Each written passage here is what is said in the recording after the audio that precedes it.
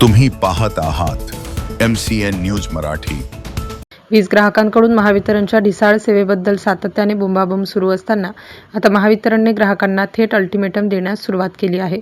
पुढील 48 तासात तुमचे जुने मीटर बदलून त्या जागी स्मार्ट मीटर बसवले जाईल असा थेट मेसेज महावितरणकडून ग्राहकांच्या व्हॉट्सअपवर पाठवला जात आहे।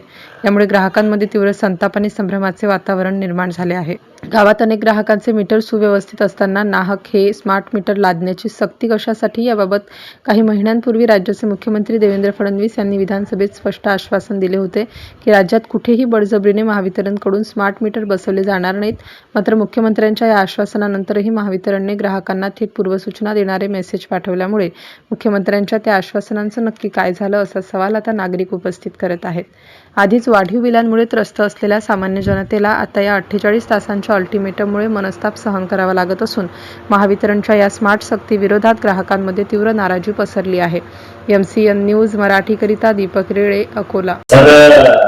MSEB कडून 2021 चा राजपत्राचा अहवाल देऊन मीटर स्मार्ट मीटर बसवण्यासाठी सक्ती करण्यात येत आहे।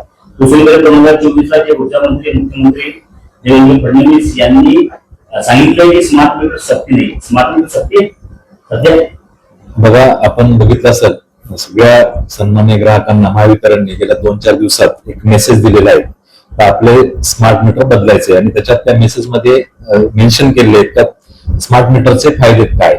स्मार्ट मीटरमुळे आपलं मानवी हस्तक्षेप होणार नाही, त्याचं अचूक बिलिंग होईल, आपण मोबाईल ऍपद्वारे आपलं कन्झम्पशन बघू शकाल डेली आणि घरगुती ग्राहकांना जे डे टाइम आहे त्याच्यात जर त्यांनी ऑप्शन घेतलं तर 85 पैसे प्रति युनिट तुम्हाला ते सवलत मिळणार आहे। आपल्या रेट पेक्षा ती सवलत ग्राहकांनी घ्यावी आणि हे मीटरचे कुठले चार्जेस ग्राहकांना लागणार नाही। सगळ्या ग्राहकांना विनंती आहे की आपलं वीज बिल अचूक येण्यासाठी आणि आपलं त्याच्यावर नियंत्रण राहण्यासाठी आपण महावितरणनी जो मुख्य कार्यालयाने आम्हाला आदेशित केलेले आहेत ते सर्व आपले स्मार्ट मीटर्स ग्राहकांचे बदलून आपल्याला एक वेगळ्या याच्याकडे जायचं त्यासाठी ग्राहकांनी सहकार्य करावे मी बुलढाणा मंडळातर्फे आपणास आवाहन करतो। नाही पण